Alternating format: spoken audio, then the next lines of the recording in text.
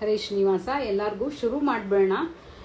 ಶ್ರೀ ವಿಜಯದಾಸಾರ್ಯ ವಿರಚಿತ ಶ್ರೀ ವೆಂಕಟೇಶ ಪರ್ವತ ಮಹಾತ್ಮೆ ಸುಳಾದಿಗಳು. ಇದು 36 ಸುಳಾದಿಗಳನ್ನು ರಚನೆ ಮಾಡಿದ್ದಾರೆ ವಿಜಯದಾಸರು. ಇದರಲ್ಲಿ ಎಲ್ಲ ಆ ಪರ್ವತದ ಮಹಾತ್ಮೆಯನ್ನು ತಿಳಿಸ್ಕೊಡ್ತಾ ಇದ್ದಾರೆ. ಅಲ್ಲಿ ಅದೊಂದು ಭೂ ವೈಕುಂಠ ಅಂತ ತಿಳಿಸ್ಕೊಡ್ತಾ ಇದ್ದಾರೆ ವಿಜಯದಾಸರು. ಅಲ್ಲಿ ಯಾವ ರೀತಿ ನಾವು ದೇವತೆಗಳು ಅಲ್ಲೆಲ್ಲ ಇದ್ದು ಬ್ರಹ್ಮದೇವರಿಂದ ಹಿಡಿದು ಎಲ್ಲರೂ ಯಾವ ರೀತಿ ಆ ಭಗವಂತನ ಸೇವೆಯನ್ನು ಮಾಡ್ತಾ ಇದ್ದಾರೆ ಅಂತ ಹೇಳಿ ತಿಳಿಸ್ಕೊಡ್ತಾ ಇದ್ದಾರೆ. ಒಂದೊಂದು ನುಡಿಯನ್ನು ಓದ್ತಾ ನಾನು ತಿಳಿಸ್ಕೊಡ್ತಾ ಹೋಗ್ತೀನಿ. ಹೀಗಿದೆ ಇದು ಧ್ರುವತಾಳ ರಾಗ ಮೋಹನ. ಆದರೆ ನಾವು ಆ ರಾಗದಲ್ಲ, ಒಂದು ಸುಳಾದಿಯ ನಾರ್ಮಲ್ ರಾಗದಲ್ಲಿ ಹೇಳ್ತಾ ಹೋಗ್ತೀವಿ. ಹೀಗಿದೆ ಅದರ ಒಂದು ಸ್ಕ್ರಿಪ್ಟ್ ನಾನು ಕಳಿಸ್ಕೊಡ್ತೀನಿ ಎಲ್ಲರಿಗೂ.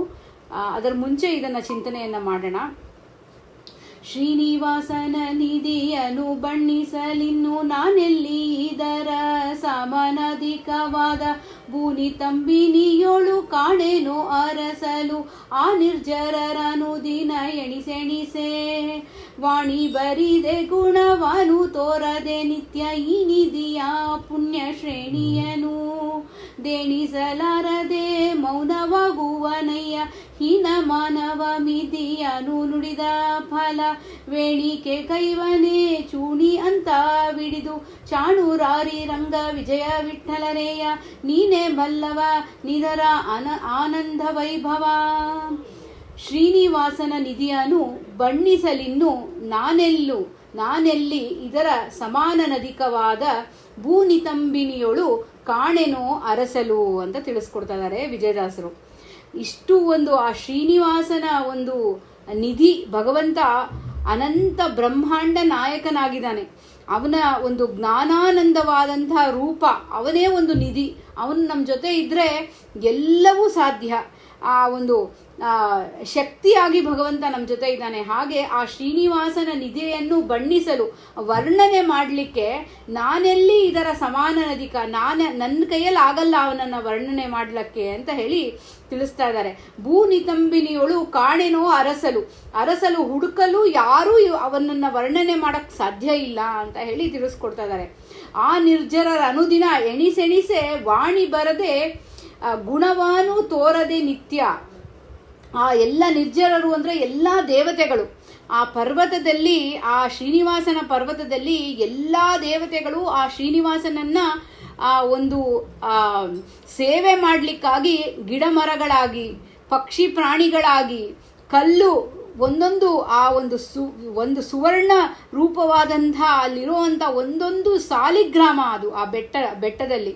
ಅಲ್ಲಿ ಹೋಗಿದ ತಕ್ಷಣ ನಮ್ಮ ಮನಸ್ಸು ಎಷ್ಟು ಶಾಂತ ಆಗುತ್ತೆ, ನೀವೇ ಒಂದು ನೋಡಿ. ಹಾಗೆ ಆ ಎಲ್ಲ ಒಂದು ದೇವತೆಗಳು ನಿರ್ಜರರು ಅಂತ ಹೇಳಿದ್ರೆ ಮುಪ್ಪಿಲ್ಲದವರು ಅಂತ. ಎಲ್ಲ ದೇವತೆಗಳು ಎಣಿಸೆಣಿಸೆ ಅಂದರೆ ಆ ವಾಣಿ ಅಂತ ಹೇಳಿದ್ರೆ ಅವ್ರ ಮಾತು ಬರಲ್ಲ ಅಷ್ಟು ವರ್ಣನೆ ಮಾಡಲಿಕ್ಕೆ, ಆ ಗುಣದ ಚಿಂತನೆ ಮಾಡಲಿಕ್ಕೆ ಆ ಪರ್ವತದ ಮಾತು ಬರಿದೆ ಎಲ್ಲ ಒಂಥರ ಎಷ್ಟು ಮಾತು, ಎಷ್ಟು ಗುಣಗಳಲ್ಲೂ ಅವ್ರಿಗೆ ವರ್ಣನೆ ಮಾಡ್ಲಿಕ್ಕೆ ಆಗಲ್ಲ. ತೋರದೆ ನಿತ್ಯ ಈ ನಿಧಿಯ ಪುಣ್ಯ ಶ್ರೇಣಿಯನು ಅಂತ ಇದ್ದಾರೆ.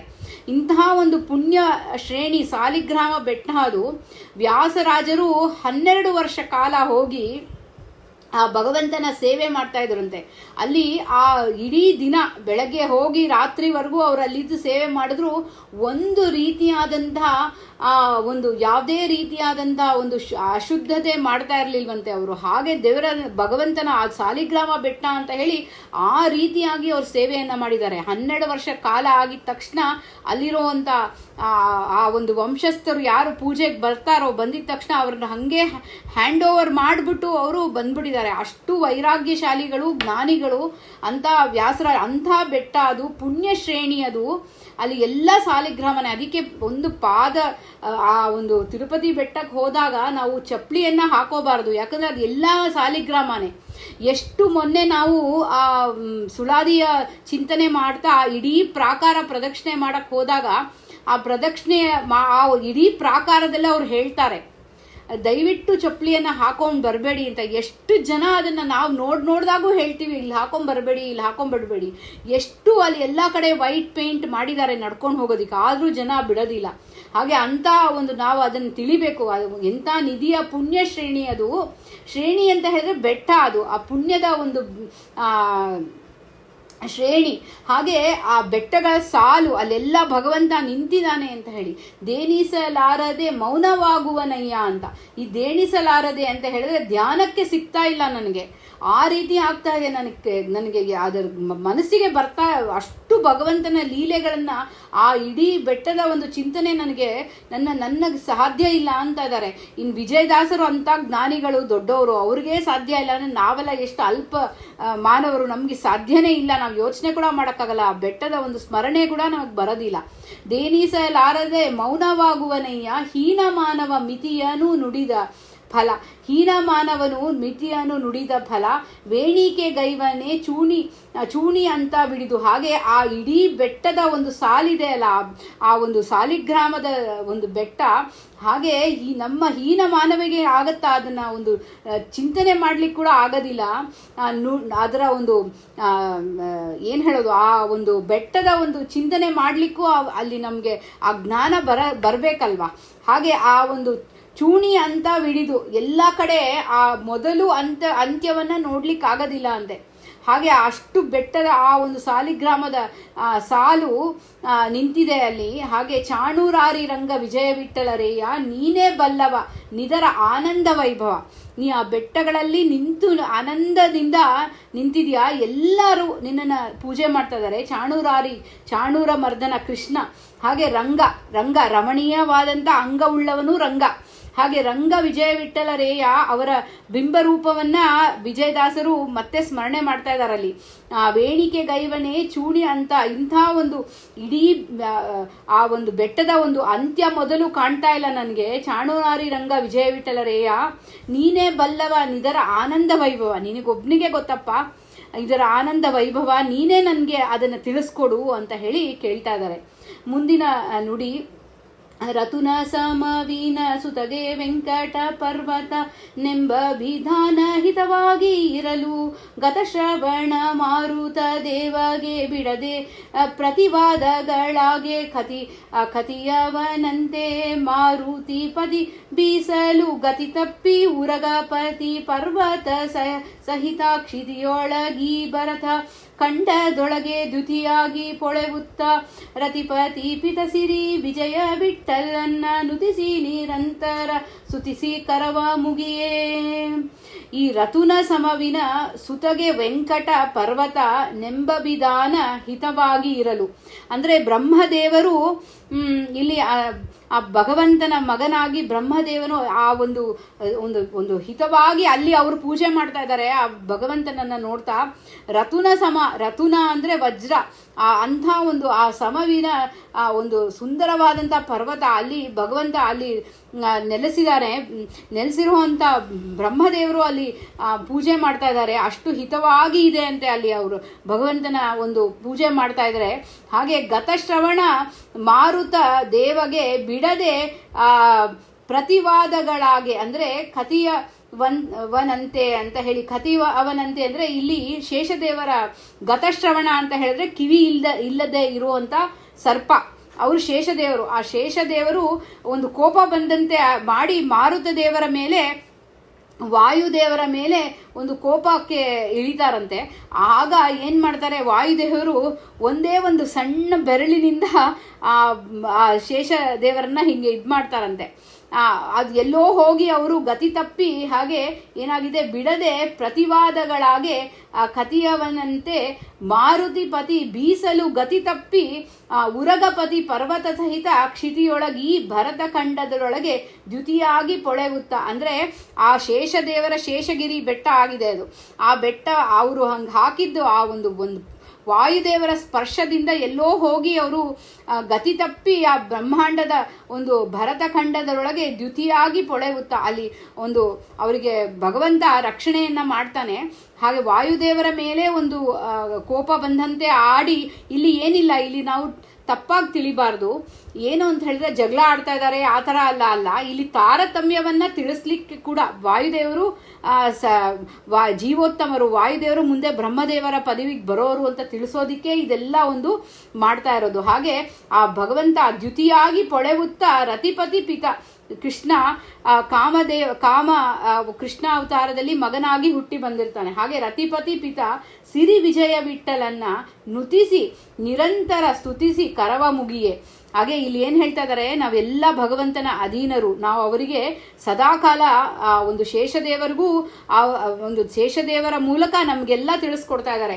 ಅದಕ್ಕೆ ಏನಂತ ನುತಿಸಿ ನಿರಂತರ ಸ್ತುತಿಸಿ ಕರವ ಮುಗಿಯೇ, ಅವರ ಒಂದು ಭಗವಂತನ ಪಾದವನ್ನ ಸ್ಮರಣೆಯನ್ನ ಮಾಡ್ತಾ ಆ ಬೆಟ್ಟದಲ್ಲಿ ನಿಂತಂತ ವಿಜಯ ವಿಠಲನ್ನ ನುತಿಸಿ ನಿರಂತರ ಸ್ತುತಿಸಿ ಕರವ ಮುಗಿಯೇ ಅಂತ ಹೇಳಿ ತಿಳಿಸ್ಕೊಡ್ತಾ ಇದ್ದಾರೆ. ಈಗ ಮುಂದೆ ಹೇಳ್ತಾ ಇದ್ದಾರೆ ಶೇಷದೇವರ ಇನ್ನೊಂದು ಶೇಷದೇವರ ಮುಂದೆ ಹೇಳ್ತಾ ಇದ್ದಾರೆ ಯಾವ ರೀತಿ ಅವರು ಧ್ಯಾನವನ್ನ ಮಾಡಿದ್ರು ಅಂತ.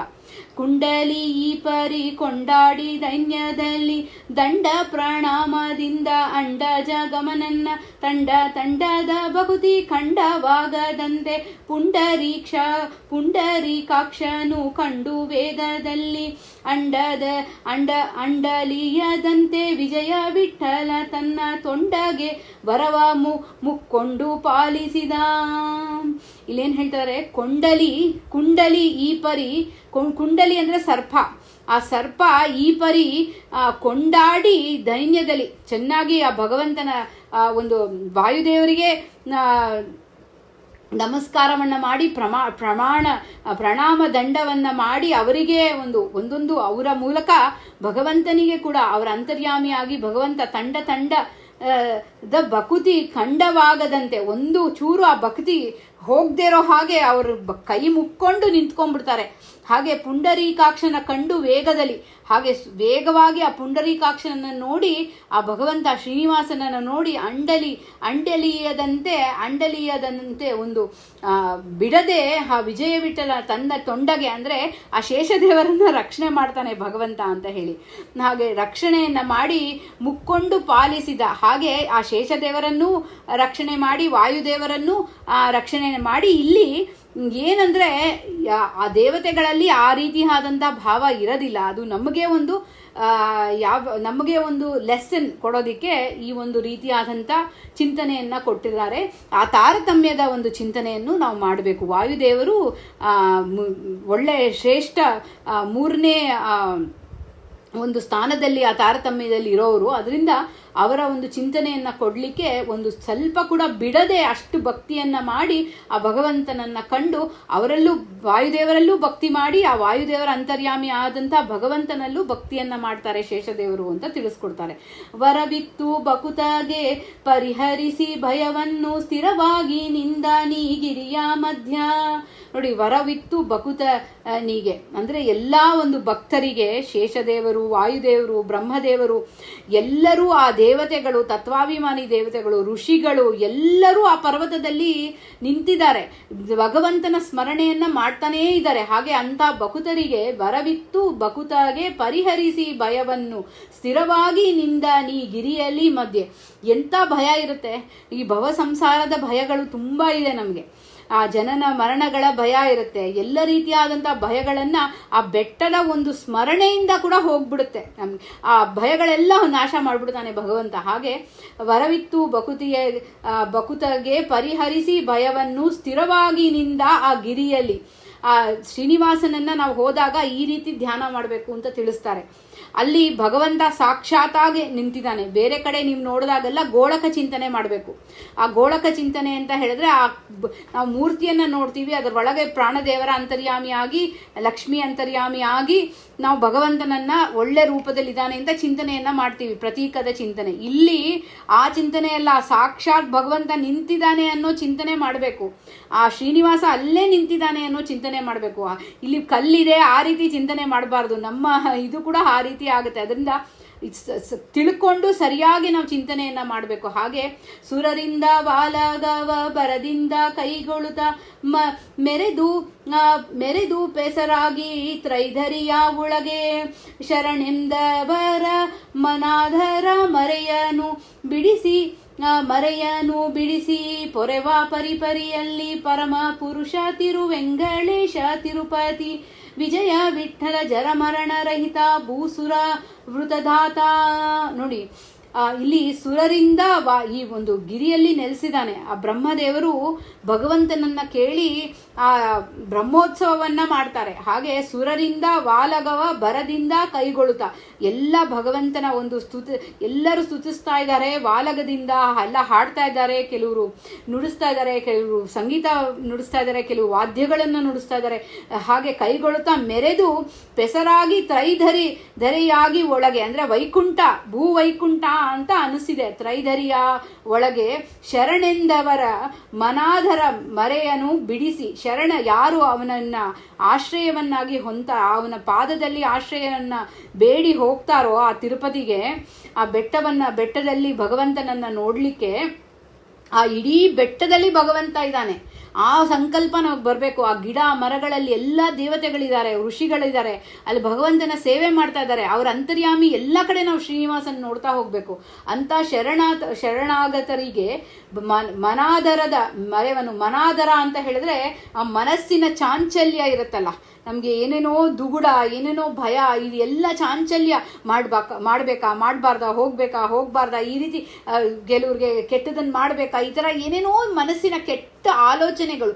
ನಮ್ಮ ಮನಸ್ಸು ಶುದ್ಧವಾಗೇ ಇರೋದಿಲ್ಲ. ಆದರೆ ಭಗವಂತನ ಒಂದು ಸಲ ಆ ತಿರುಪತಿ ಬೆಟ್ಟದ ಒಂದು ಚಿಂತನೆ ಮಾಡಿ ಅಲ್ಲಿ ನಾವು ಈ ಒಂದು ಅವನ ಪಾದವನ್ನು ಸ್ಮರಣೆ ಮಾಡಿದಾಗ, ಹಾಗೆ ಪೊರೆವ ಪರಿಪರಿಯಲ್ಲಿ ಪರಮ ಪುರುಷ, ಅವನು ಪರಮ ಪುರುಷ ಅಂತ ಹೇಳಿದ್ರೆ ಶ್ರೇಷ್ಠವಾದಂಥ ಪುರುಷ. ಅವನಿಗೆ ಎತ್ತರ ಯಾರೂ ಇಲ್ಲ, ಅವನ ಸಮಾನ ಯಾರೂ ಇಲ್ಲ, ಅವನೇ ಸರ್ವಶ್ರೇಷ್ಠ, ಎಲ್ಲರಿಗೂ ಪರ. ಅಂದರೆ ಲಕ್ಷ್ಮೀದೇವಿಗಿನ್ನ ಎತ್ತರದಲ್ಲಿ ಇರೋವನು ಭಗವಂತ. ಹಾಗೆ ಶರಣೆಂಬೆ ಮನಾಧಾರ ಮರೆಯನ್ನು ಬಿಡಿಸಿ ಪೊರೆವ ಪರಿಪರಿಯಲ್ಲಿ ಪರಮ ಪುರುಷ, ಅವನು ಪರಮ ಪುರುಷನಾಗಿ ಎಲ್ಲರನ್ನೂ ರಕ್ಷಣೆ ಮಾಡ್ತಾನೆ. ತಾಯಿ ಹೇಗೆ ಒಂದು ಮಗುವನ್ನ ಸಂರಕ್ಷಣೆ ಮಾಡ್ತಾಳೋ ತಾಯಿ ತಂದೆ, ಹಾಗೆ ಭಗವಂತ ಆ ಒಂದು ರಕ್ಷಣೆಯನ್ನ ಮಾಡ್ತಾನೆ. ತಿರುವೆಂಗಳೇಶ ತಿರುಪತಿ ವಿಜಯ ವಿಠಲ ಜರಮರಣ ರಹಿತ ಭೂಸುರ ವೃತದಾತ.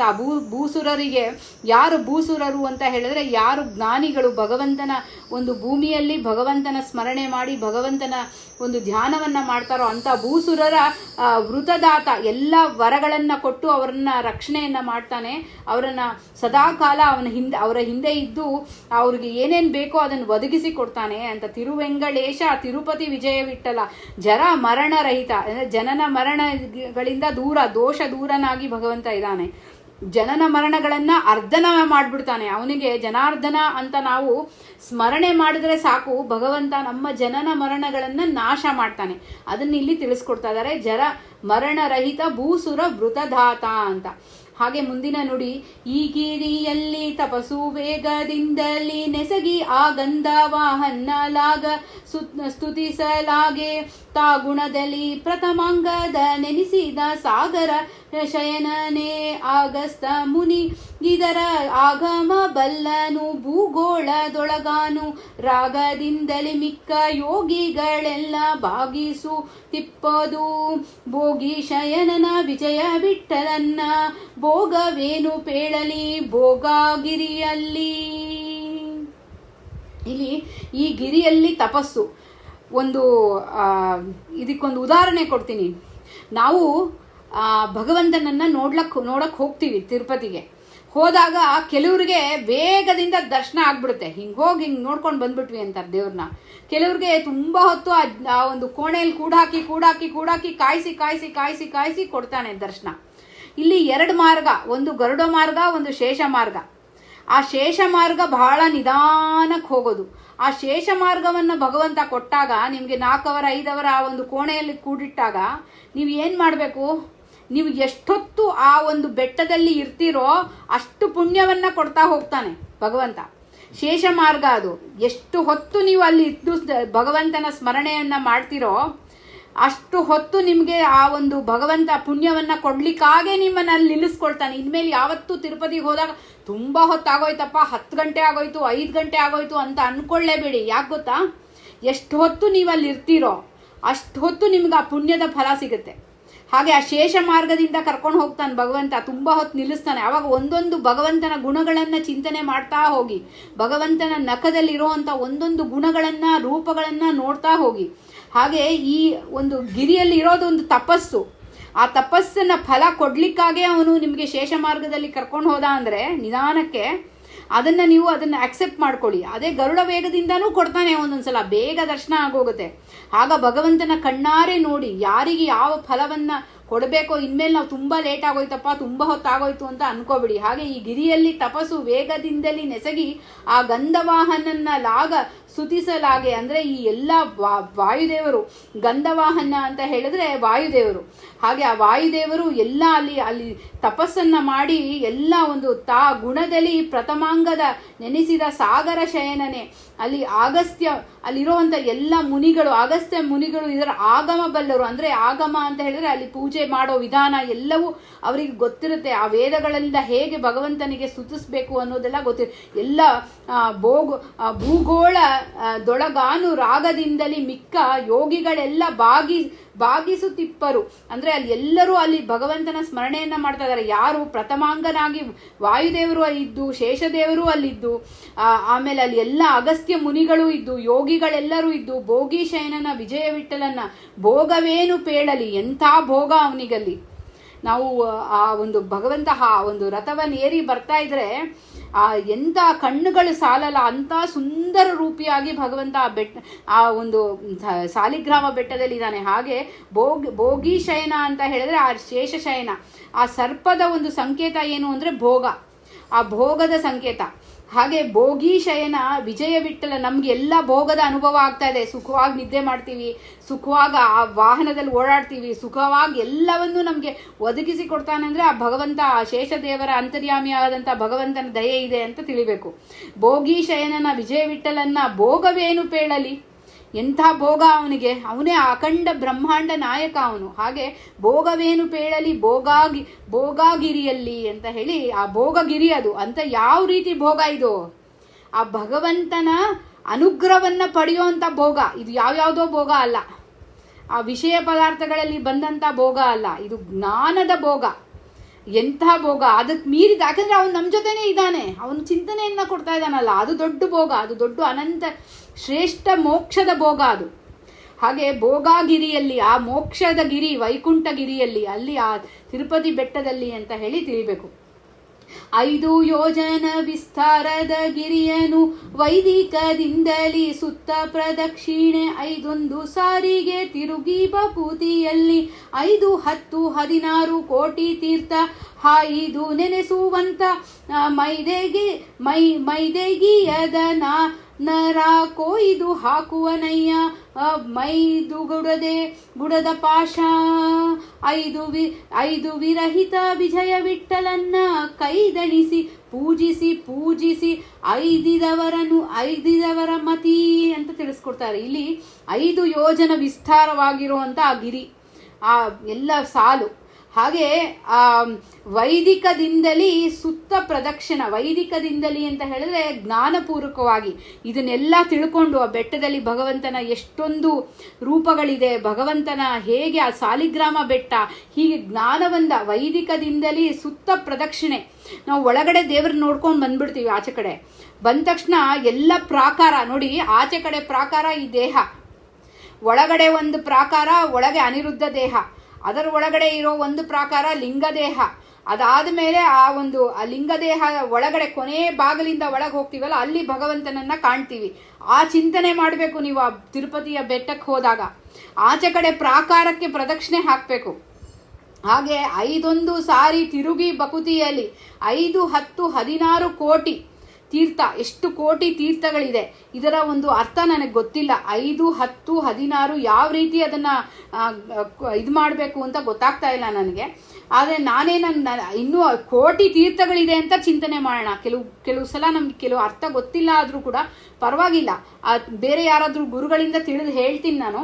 5, 10, 16 ಕೋಟಿ ತೀರ್ಥಗಳು ಹಾಯ್ದು ನೆನೆಸುವಂತಹ ಅದನ್ನು ಒಂದು ಸಲ ನಾವು ಹೋಗಿ ಅಲ್ಲಿ ಆ ಒಂದು ತೀರ್ಥಗಳಿಗೆ ಹೋಗಿ ನಾವು ಸ್ಮರಣೆ ಮಾಡಿದ್ರೂ ಸಾಕು, ನಮ್ಮ ಮೈದೆಡಗಿ ಅಂದರೆ ಎಲ್ಲ ಮೈಯಲ್ಲಿರುವಂಥ ಪಾಪಗಳಲ್ಲೆಲ್ಲ ಕೊಯ್ದು ಹಾಕ್ಬಿಡ್ತಾನೆ ಭಗವಂತ. ಅಲ್ಲಿ ಆ ಸ್ಮರಣೆನೇ ಸಾಕು ನಮಗೆ. ಬೆಳಗ್ಗೆ ಎದ್ದು ತಿರುಪತಿ ಬೆಟ್ಟವನ್ನು ನೆನೆಸಿದ್ರೆ, ಅಲ್ಲಿರೋ ತೀರ್ಥಗಳನ್ನು ಸ್ಮರಣೆ ಮಾಡಿದ್ರೆ, ಹಾಕುವನಯ್ಯ ಮೈದು ಗುಡದ ಪಾಶು 5 ವಿರಹಿತ ವಿಜಯ ವಿಠಲನ್ನ ಎಲ್ಲ ಪಾಶವನ್ನು ತೆಗೆದು ಹಾಕ್ಬಿಡ್ತಾನೆ ಭಗವಂತ. ಆ ಪಾಶವನ್ನು ತೆಗೆದುಹಾಕಿ ಕೈದಣಿಸಿ ಪೂಜಿಸಿ ಐದಿದವರ ಮತಿ ಅಂತ ಎಲ್ಲ ಒಂದು ನಮ್ಮ ಒಂದು ಕಲುಷವಾದಂತಹ ಒಂದು ಬುದ್ಧಿ, ಆಮೇಲೆ ಪಾಪಗಳು ಎಲ್ಲ ಇರುತ್ತಲ್ಲ, ಮೈ ಹೆಂಗೆ ದಡವಿ ಹೀಗೆ ಈ ಪ್ರಾಣಿಗಳನ್ನು ನೋಡುತ್ತೀರಲ್ಲ, ಒಂದು ಸ್ವಲ್ಪ ನೀರೇನಾದರೂ ಬಿದ್ದರೆ ಹೀಗೆ ಒದರುತ್ತೆ, ಹಾಗೆ ಆ ಥರ ನಮ್ಮ ಮೈಯಲ್ಲಿರುವಂಥ ಪಾಪಗಳು ಕೊಳೆ ಎಲ್ಲವನ್ನೂ ಭಗವಂತ ದೂರ ಮಾಡಿ ನಾಶ ಮಾಡಿಬಿಡ್ತಾನೆ ಅಂತ ಹೇಳಿ ತಿಳಿಸ್ಕೊಡ್ತಾರೆ. ಅಷ್ಟು ಒಂದು ಭಗವಂತನ ಸ್ಮರಣೆ ಆ ಒಂದು ಬೆಟ್ಟದ ಚಿಂತನೆ ಮಾತ್ರದಿಂದ ಬರುತ್ತೆ ಅಂತ ಹೇಳಿ ತಿಳಿಸ್ಕೊಡ್ತಾ ಇದ್ದಾರೆ. ಇಲ್ಲಿ ಇನ್ನೊಂದು ಕೊನೆಯ ಒಂದು ನುಡಿ, ಸ್ವಾಮಿ ಪುಷ್ಕರಣಿ ಸ್ನಾನ ಈ ಮಹಾತ್ಮದ ದರ್ಶನ, ಈ ಮಹಿಯೊಳಗೊಮ್ಮೆ ನೇಮದಲ್ಲಿ ಮಾಡಿದನು, ವ್ಯೋಮ ಭೂಪಾತಾಳದೊಳಗೆ ನಿಸ್ಸೀಮನಾಗಿ ಚರಿಸಿ ನಿಜ ಕಾಮಿತಾರ್ಥವ ಬೇಡದೆ ಕಾಮಿಸಿ ಹರಿಯ ಪಾದ, ಪಾಮರನಾಗದೆ ನಮ್ಮ ವಿಜಯ ವಿಠಲನ್ನ ನಾಮವೇನೆ ಉಂಡು ನಿಜ ಧಾಮದಲ್ಲಿ ಸೇರುವನು. ವೆಂಕಟೇಶನೇ ನಾಮೋ ಸಂಕಟ ಪರಿಹರಿಸೋ ವಿಜಯ ವಿಠಲರೇಯ. ಸ್ವಾಮಿ ಪುಷ್ಕರಣಿ ಸ್ನಾನ ಅಷ್ಟು ಶುದ್ಧ. ಆ ಸ್ವಾಮಿ ಪುಷ್ಕರಣಿಯನ್ನು ನೆನೆಸಿದ್ರೇ ನಮ್ಗೆ ಅರ್ಧ ಪಾಪ ಕಳೆಯುತ್ತೆ. ಹಾಗೆ ಸ್ವಾಮಿ ಪುಷ್ಕರಣಿ ಸ್ನಾನ ಈ ಮಹಾತ್ಮನ ದರ್ಶನ, ಆ ಸ್ನಾನವನ್ನು ಮಾಡಿ ಆ ಸುಪ್ರಭಾತ ಪೂಜೆಗೆ ಹೋಗುವಾಗ, ಆಮೇಲೆ ಬೆಳಗಿನ ಜಾವ ಸ್ನಾನ ಮಾಡಲಿಕ್ಕೆ ಆ ಪುಷ್ಕರಣಿಯಲ್ಲಿ ಬಿಡೋದು ಅಂತ ಹೇಳಿದ್ರೆ, ನಾವು ಅಂಗ ಪ್ರದಕ್ಷಿಣೆ ಮಾಡಕ್ಕೆ ಹೋದಾಗ ತಿರುಪತಿನಲ್ಲಿ ಸಾಮಾನ್ಯವಾಗಿ ಸ್ತ್ರೀಯರಿಗೆ ಅಂಗ ಪ್ರದಕ್ಷಿಣೆ ಮಾಡಬಾರ್ದು ಅಂತ ಹೇಳ್ತಾರೆ.